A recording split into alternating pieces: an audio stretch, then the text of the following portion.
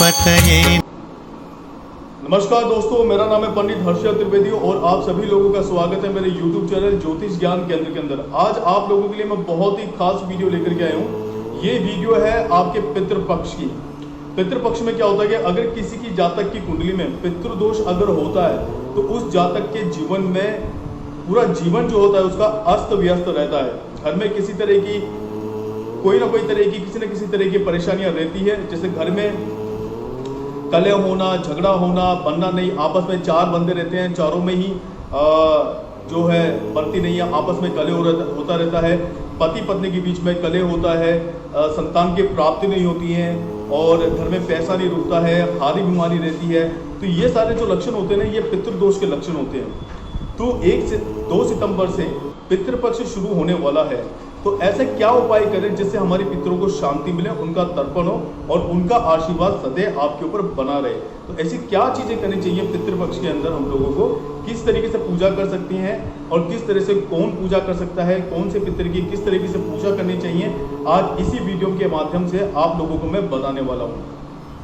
तो सबसे पहले हम लोग जो बात करेंगे वो बात करेंगे पितृपक्ष की बात करेंगे। पितृपक्ष जो है वो 2 सितंबर से शुरू होकर के 16 दिनों तक ये रहेंगे। तो 17 सितंबर तक पितृपक्ष रहेंगे।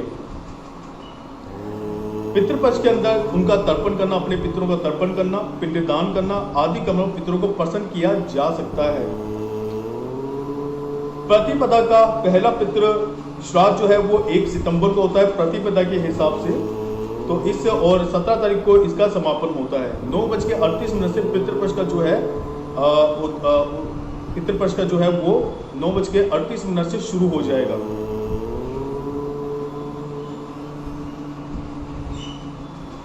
माना जाता है कि पितरों की शांति के लिए जब हम लोग कुछ उपाय करते हैं, इस तरह के अगर उपाय करते हैं तो ये पितरों की शांति के लिए किया जाता है। इससे पितृ तो शांत होते ही होते हैं। इसके अलावा अगर पितर आपसे खुश हो जाते हैं तो पितरों का सदैव आपके ऊपर आशीर्वाद बना देता है। कुछ मान्यता ऐसी है कि लोग कहते हैं कि पितरों में कोई शुभ कार्य नहीं करना चाहिए, लेकिन आज मैं आपको बता देता हूँ कि अगर आपको लगता है कि कोई कार्य है और आप उसको अगर करना चाहते हैं तो आप लोगों को जरूर करना चाहिए, क्योंकि भगवान के साथ साथ पितरों का आशीर्वाद भी आप लोगों को मिलता है। इसलिए कोई भी कार्य अगर होता है तो आप उसको जरूर करें। कोई भी मांगलिक कार्य या दुकान का उद्घाटन अगर आप करना चाहते हैं या कोई भी नई चीज मकान का उद्घाटन करना चाहते हैं, गृह प्रवेश अगर आप करना चाहते हैं, अगर आपको लगता है कि पितरों में नहीं करना चाहिए, तो मैं आप लोगों को बता दूं कि ये जो पितृपक्ष होता है इसमें आप अपने पितरों को शांति देते हैं। और जब आप किसी चीज का उद्घाटन या किसी नई चीज का प्रारंभ अपने जीवन के अंदर करते हैं तो इसके अंदर भी क्या होता है ना कि पितरों का आशीर्वाद, यानी भगवान के साथ साथ आपको पितरों का भी आशीर्वाद मिलता है। अब क्या होता है कि मैं आपको बता दूं कि शास्त्रों में पितृपक्ष धार्मिक मान्यता के अनुसार जो पितरों की आत्मा की शांति के लिए हम लोग श्राद्ध वगैरह जो करते हैं, ये दान पुण्य किया जाना चाहिए। इसमें ऐसा माना जाता है जो चीजें होती है दान करने वाली जो चीजें होती है, क्या चीजें हैं जो आपको दान करनी चाहिए, आज हम उस चीज के ऊपर बात करेंगे। और ऐसी क्या चीजें हैं जो करनी चाहिए और कौन लोग पितृ का, जैसे हम लोग कहते हैं कि हमारे घर में कई बार क्या होता है कि जैसे बेटा होता है, बड़ा बेटा होता है तो वो पितृ करता है, लेकिन वो अलग रहने लग गया है तो उसकी जगह पे छोटा बेटा कर सकता है। अगर वो भी अलग रहने लग गया है तो बेटी कर सकती है। अगर बेटी, और अगर ऐसा आपको लगता है कि बेटी नहीं कर सकती तो दामाद कर सकता है। तो आज उसके बारे में मैं आपको बताने वाला हूँ कि अगर आपके घर में कोई भी नहीं तो किस तरह से आप पितरों का श्राद्ध पक्ष का तर्पण कर सकते हैं, उनको आशीर्वाद दे सकते हैं। तो वही चीज आज आपको मैं बताने वाला हूँ।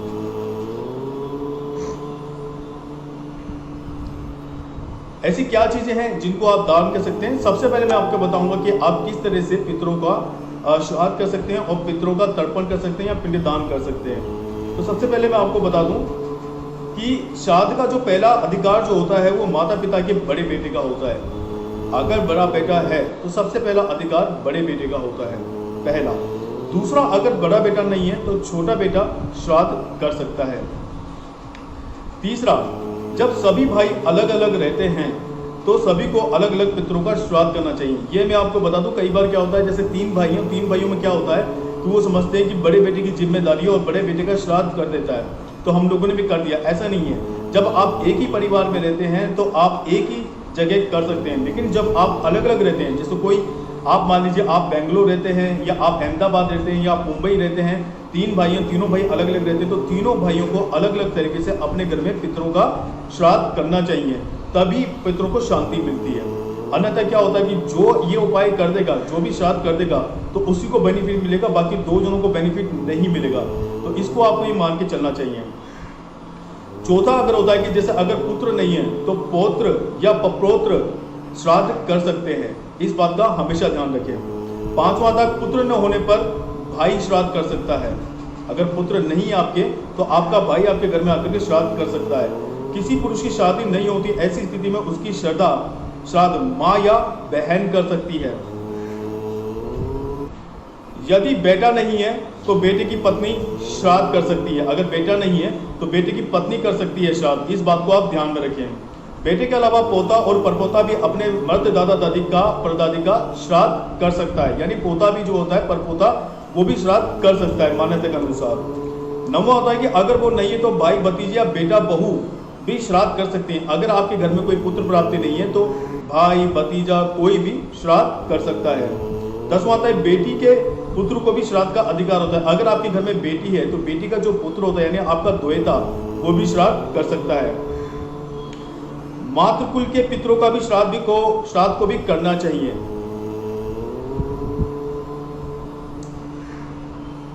माता पिता के जो आपकी माता होती है तो जनरली हम क्या होता है कि जो हमारे पिताजी होते हैं तो पिताजी की तरफ का ही हम श्राद्ध करते हैं, लेकिन अगर माता जी की तरफ कोई नहीं है तो आप लोग उन पितरों का श्राद्ध कर सकते हैं।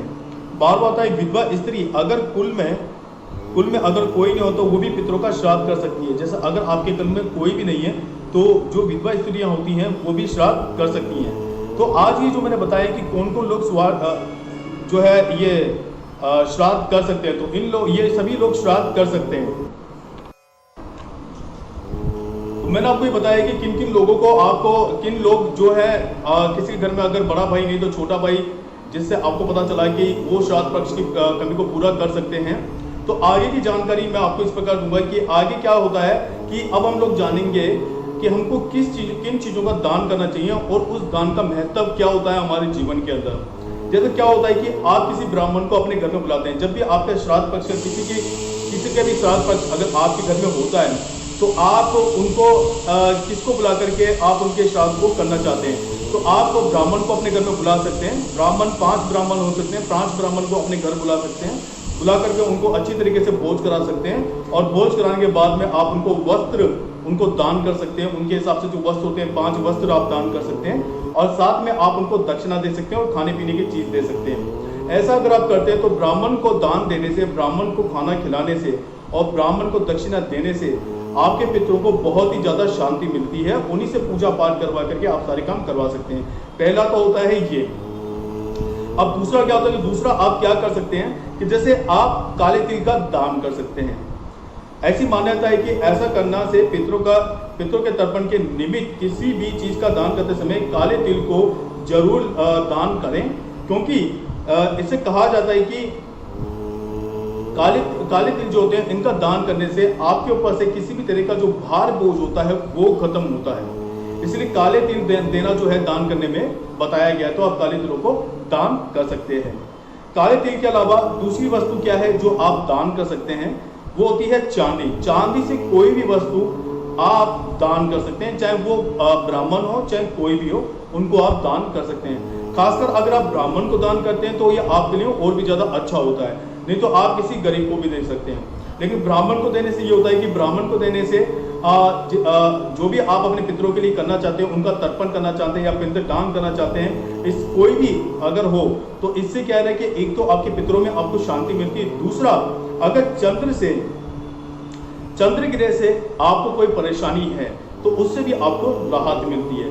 तो ऐसा दान करने से आपको दोनों तरह से लाभ मिलता है। तो जब चांदी का आप दान करते हैं, चांदी की कोई भी चीज़ आप दान कर सकते हैं। चांदी की बिछिया हो सकती है लेडीज़ के, चांदी का कड़ा हो सकता है, चांदी का ब्रासलेट हो सकता है, या चांदी हो सकती है, या चांदी के सिक्के हो सकते हैं। कोई भी चीज़ आप दान कर सकते हैं। ऐसा करने से, चांदी दान करने से क्या होता है कि आपके पितरों को एक तो आत्मा की शांति मिलती है और दूसरा पितरों का आशीर्वाद आपको मिलता है। तो ऐसा करना भी बहुत ही ज़्यादा उचित और बहुत अच्छा माना जाता है। इसके अलावा आप क्या दान कर सकते हैं, इसके अलावा चांदी के साथ साथ आप चावल दे सकते हैं और दूध दे सकते हैं, किसी को दान कर सकते हैं चांदी के साथ साथ। जब आप चांदी खाली नहीं देते हैं तो 2-3 चीज़ें आप साथ में दे सकते हैं, या सफ़ेद कपड़े भी आप दान कर सकते हैं चांदी के साथ में। तो इससे आपको बहुत ही ज़्यादा लाभ मिलता है। तीसरा जो होता है वस्त्र, आप वस्त्रों का भी दान कर सकते हैं। किस तरीके से? जब श्राद्ध क्रम में वस्त्रों का दान करना चाहिए, क्योंकि जो व्यक्ति श्राद्ध करता है ऐसे में धोती दुपट्टे का दान करें। ऐसे में जो आपके जो वंशज होते हैं से वस्त्र की भी कामना आदि करते हैं। जो आपके वंशज होते हैं, आप जैसे कपड़ा उनके अगर कपड़े से अगर आप दान करते हैं, उनके जो मनपसंद कपड़े होते हैं जो वो पहना करते थे, उनको अगर आप दान करते हैं तो इससे क्या है ना कि आपके परिवार में कलह खत्म होता है और शांति आपको मिलती है। तो ऐसा दान करने से तो आपको बहुत ही ज़्यादा शांति मिलती है। तो वस्त्रों का दान भी करना चाहिए साथ के साथ। चौथा दान आप कर सकते हैं गुड़ और नमक। गुड़ और नमक का दान कैसे करना है आपको कि शादी के समय गुड़ और नमक दान जरूर करें। इससे पितरों की आत्मा को शांति तो मिलती है और इसके साथ साथ उनका आशीर्वाद आपको मिलता है, प्लस आपके घर में सुख शांति का वातावरण बना रहता है। ऐसा करने से गृह में ग्रह कलेश दूर हो जाते हैं और ऐसे में श्राद्ध का इन चीज़ों में दान करने से आपको गृह के अंदर बहुत ही ज़्यादा शांति मिलती है। अगर व्यापार सही नहीं चल रहा है तो व्यापार में आपकी वृद्धि होने लग जाती है। जॉब अगर आपकी कहीं नहीं लग रही है तो आपकी जॉब भी चलने लग जाती है। तो ऐसा दान करने से आपको ये फल प्राप्त होता है। पांचवा क्या है कि आप जूते चप्पल दान कर सकते हैं। जूते चप्पल से क्या होता है कि जब पूर्वजों की आत्मा की शांति के लिए जूते चप्पलों का दान करें, ऐसा करने से आपके पूर्वज खुश होते हैं। मान्यताओं के अनुसार ऐसा करने से घर में आपकी सुख शांति होती है, आपके जीवन में खुशहाली आती है और पितरों की आत्मा को भी बहुत ही ज्यादा शांति मिलती है अगर ऐसा दान आप लोग करते हैं। तो ये मैंने आपको बताया कि किन चीजों का आप दान कर सकते हैं और कौन कौन श्राद्ध कर सकता है। घर में अगर बड़ा बेटा नहीं है तो छोटा बेटा कर सकता है, जैसा मैंने आपको बताया।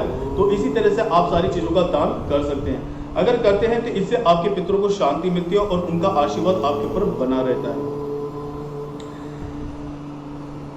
अब हम जानेंगे कि ना आपको कि घर में जब 16 दिन के जो पितृपक्ष होते हैं, इनसे आपको पूर्वजों का किस तरीके से आशीर्वाद मिलेगा और क्या करना चाहिए कि जिससे आपके पूर्वज जो हैं वो आपके ऊपर ज़्यादा प्रसन्न हो जाए। सबसे पहले आपको क्या करना चाहिए, जब पितरों का जो हम तर्पण करते हैं, जब हम खाना निकालते हैं, तो आप ध्यान रखें कि जब भी आपके घर में कोई आपका श्राद्ध पक्ष हो तो उस दिन आप क्या करें कि अच्छा खाना बनाएं, खीर पूरी सब्जी जो भी आप बनाते हैं वो बनाएं। उसके बाद आप ये देखें कि उसमें से सबसे पहले जो भोग की थाली है वो पितरों के लिए निकाल लें और उस पितरों की थाली के अंदर जैसे आपने पूरी सब्जी बनाई है तो उनको छोटे छोटे टुकड़े करके आप अपनी छत पे डालें और कौवों को खिलाएं।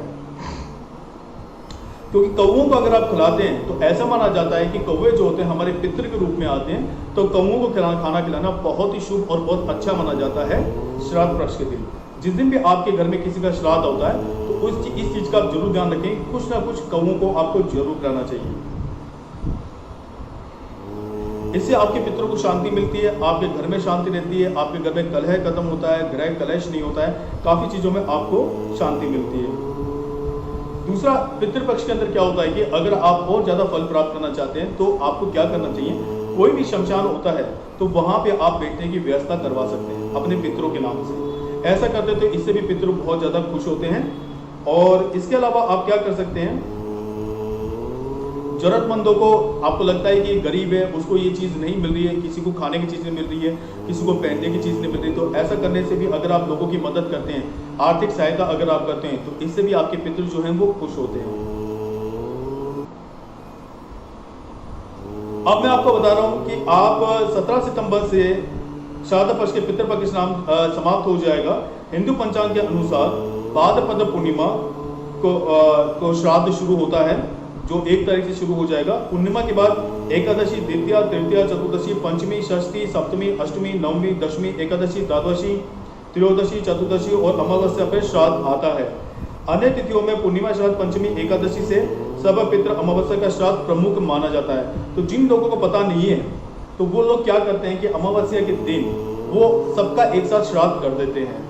तो जिन लोगों को पता नहीं कि उनके जैसे पूर्वज जो होते हैं, जैसे परदादा हो गए या दादा हो गए, जिनको नहीं पता है कि कब करना चाहिए, तो वो लोग क्या कर सकते हैं कि अमावस्या पे सारे पितरों का जो भी पितर आप मानते हैं उन सारे पितरों का एक ही दिन आप श्राद्ध कर सकते हैं और ब्राह्मणों को घर पे बुला करके भोज करा सकते हैं, उनको वस्त्र दे सकते हैं, दक्षिणा दे सकते हैं। तो ये काम आप कर सकते हैं।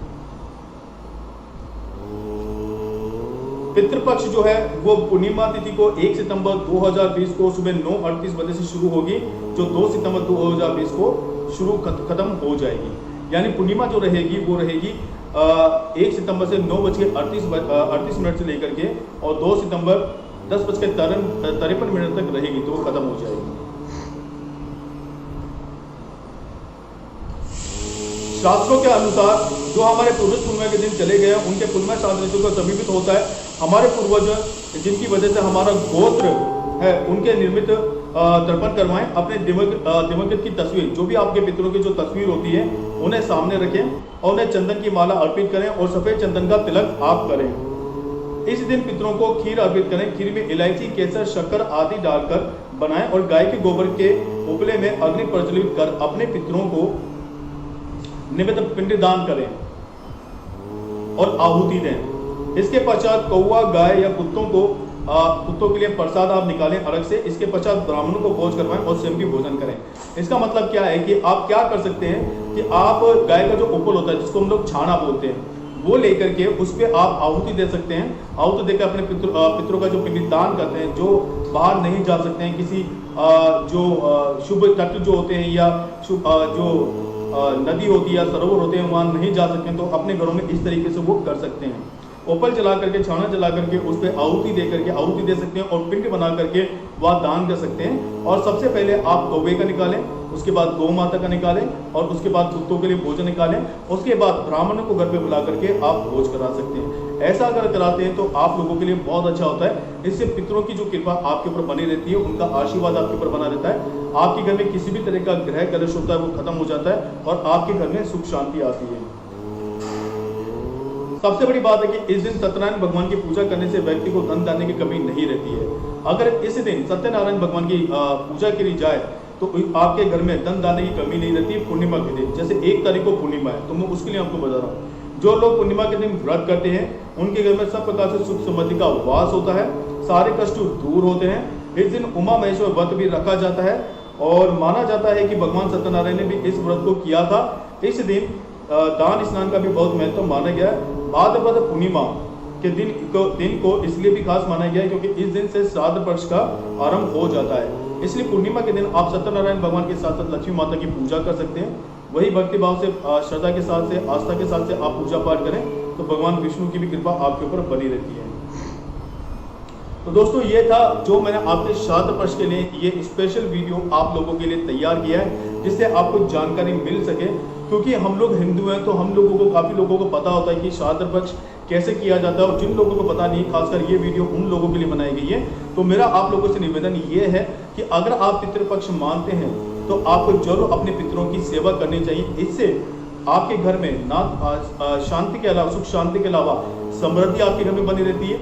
आपके घर में कभी कलह नहीं होता है, आपके घर में कभी बीमारियां प्रवेश नहीं करती है, आपका व्यापार अच्छी तरह चलने लग जाता है, बच्चे तरक्की करते हैं, बच्चों के बीच में कोई कलह नहीं होता है, पति पत्नी के बीच में कोई कलह नहीं होता है, सास बहू में कभी कोई कलह नहीं होता है। हर तरह से इसको बहुत ही अच्छा और बहुत बढ़िया माना जाता है। तो मेरा निवेदन आप लोगों से इतना ही है कि अगर आप पितृपक्ष मानते हैं तो इसको पूरी आस्था श्रद्धा के साथ आप जरूर करें। मैं आशा करता हूं कि मेरी दी हुई जानकारी आप लोगों को जरूर पसंद आएगी।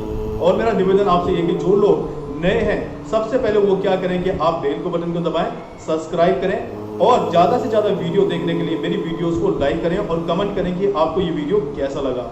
मैं आशा करता हूं कि मैंने जो जानकारी दी है आप सभी लोगों को पसंद आएगी। आप सभी लोगों का बहुत बहुत शुक्रिया। जय श्री राम।